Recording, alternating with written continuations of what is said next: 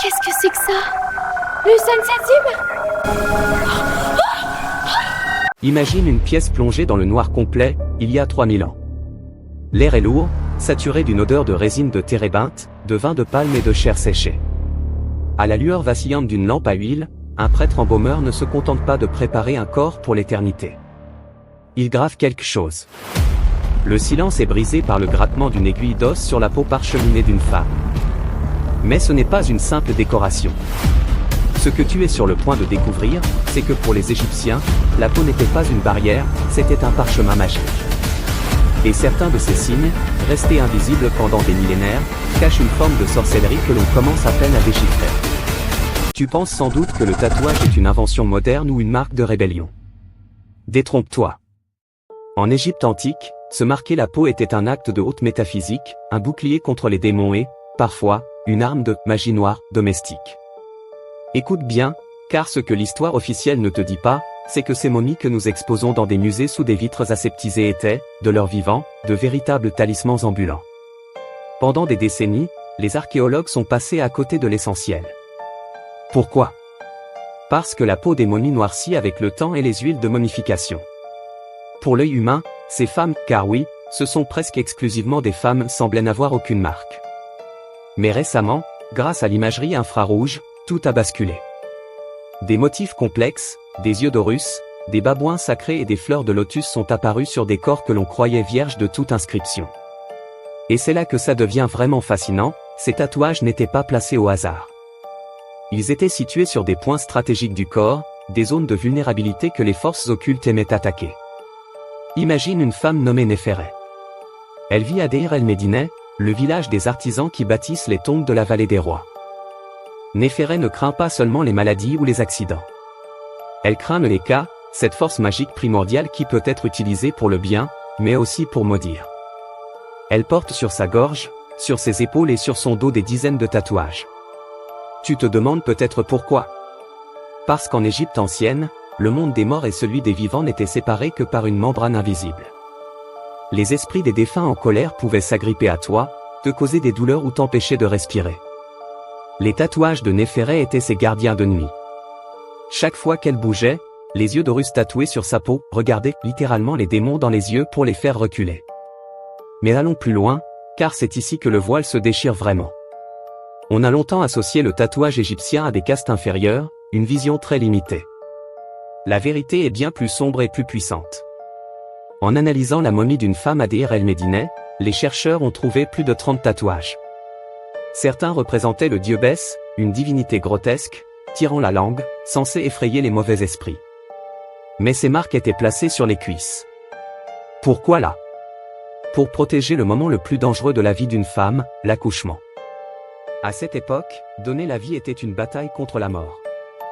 Si le bébé ne sortait pas, si la fièvre montait, c'était l'œuvre d'une entité malveillante. Le tatouage de Bès servait de garde du corps, mystique, une barrière magique pour empêcher les démons d'entrer dans le corps au moment où ils s'ouvraient pour donner la vie. C'est une forme de magie de protection si intense qu'elle frise ce que nous appellerions aujourd'hui des rituels occultes. Voici ce que peu de gens savent, le processus de tatouage lui-même était un rituel de douleur sacrée. On n'utilisait pas d'encre de carbone classique achetée au marché. On pense que les pigments étaient mélangés à des substances protectrices, peut-être même des herbes médicinales ou des cendres d'objets sacrés. Chaque piqûre d'aiguille était une invocation. Imagine la scène, la candidate au tatouage est entourée de prêtresses chantant des incantations. La douleur n'est pas subie, elle est transformée. On scelle la magie dans la peau. C'est l'ultime biohacking de l'Antiquité. Tu ne portes pas une amulette que tu peux perdre, tu deviens l'amulette. Mais parlons de ce que les experts n'osent qualifier de magie noire, cas demi-mot. Dans l'Égypte ancienne, la distinction entre religion et magie n'existait pas. Tout était Eka. Cependant, certains tatouages découverts récemment suggèrent des pratiques plus troubles. On a trouvé des marques liées à la déesse Hathor, mais sous sa forme destructrice, la lionne Sekhmet, celle qui peut apporter la peste ou la guérir. Porteur le signe de Sekhmet, c'était manipuler une énergie dévastatrice. C'était dire aux autres, le pouvoir qui détruit les cités coule sous ma peau. C'est là que l'intimidation sociale rencontre le mystique. Imagine croiser une femme dont les bras sont couverts de symboles de puissance divine à une époque où tout le monde croit dur comme fer à la réalité de ses forces. Elle n'est plus une simple citoyenne, elle est une autorité surnaturelle. Et c'est là que tout bascule dans l'étrange. Pourquoi ces tatouages ont-ils disparu des archives historiques pendant si longtemps? On nous a dit que c'était une mode passagère. Faux. C'est une occultation volontaire. Les premiers archéologues, souvent des hommes imprégnés de morale victorienne, ne pouvaient pas concevoir que des femmes éminentes puissent porter des marques corporelles. Ils ont littéralement effacé cette réalité de nos livres d'histoire.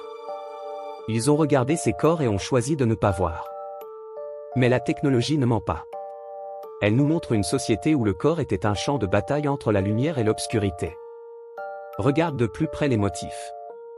On y trouve des nœuds.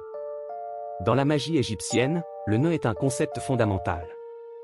Faire un nœud, c'est emprisonner une force, le défaire, c'est libérer un pouvoir.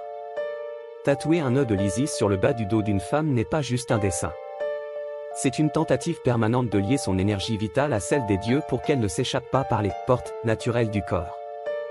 C'est une technologie spirituelle de confinement. Tu te demandes peut-être, est-ce que ça marchait? Pour les Égyptiens, la question ne se posait même pas. La magie était une science exacte.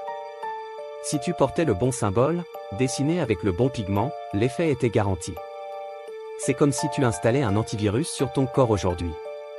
Pour eux, un corps sans tatouage était un corps ouvert, une maison sans serrure dans un quartier infesté de rôdeurs invisibles. Mais il y a un aspect encore plus troublant. Certains chercheurs suggèrent que ces tatouages n'étaient pas seulement pour la vie terrestre. Ils étaient des codes-barres pour l'éternité. Dans le voyage périlleux du doigt, l'au-delà égyptien, le défunt doit passer des portes gardées par des monstres terrifiants qui demandent « Connais-tu mon nom ?» Si tu ne connais pas le nom du démon, il te dévore. Avoir le nom du démon ou le symbole de son maître tatoué sur ton bras, c'était ton passeport. C'était la preuve ultime que tu appartenais à la caste de ceux qui savent.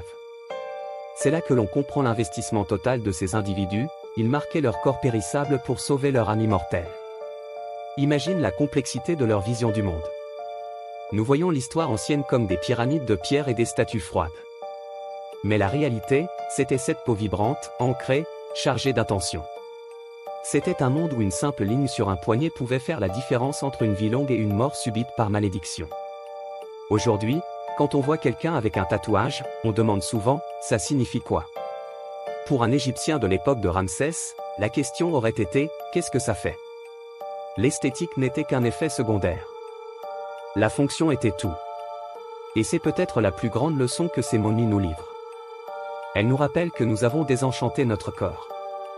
Pour eux, la peau était la frontière où le divin venait embrasser l'humain.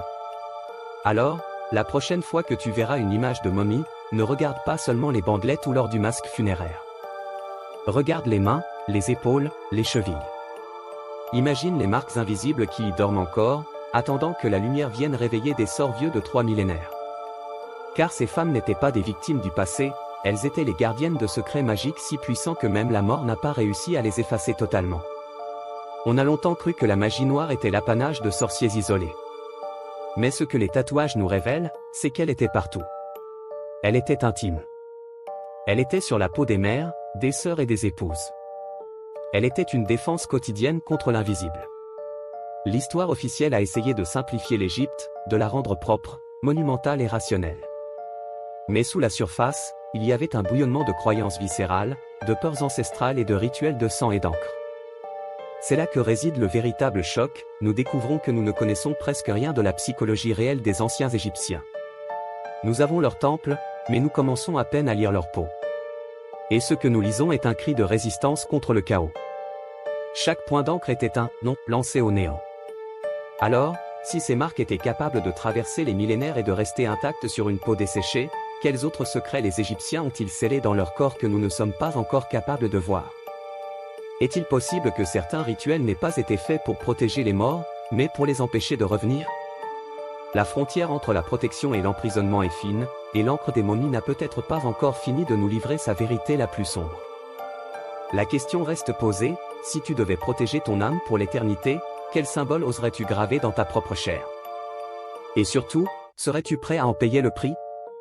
Car en Égypte, la magie n'était jamais gratuite. Elle demandait de la douleur, du sang et une foi absolue en l'invisible. Une foi que nous avons perdue, mais qui brille encore sous la lumière des laboratoires de scan, révélant un monde où l'homme et le Dieu ne faisaient qu'un, liés par une simple aiguille et un peu de suie noire. Si ce voyage dans les profondeurs de la peau des momies t'a fasciné, sache que ce n'est que la partie émergée de l'iceberg. L'Égypte antique possède d'autres méthodes pour manipuler la réalité, des méthodes bien plus physiques et terrifiantes que de simples dessins. Dans la prochaine vidéo, nous plongerons dans un mystère encore plus grand, pourquoi certains pharaons ont-ils été retrouvés avec des organes qui n'auraient jamais dû être là, et ce que cela révèle sur leur tentative désespérée d'atteindre l'immortalité biologique. Ne manque pas ça, car la vérité est souvent bien plus étrange que la fiction.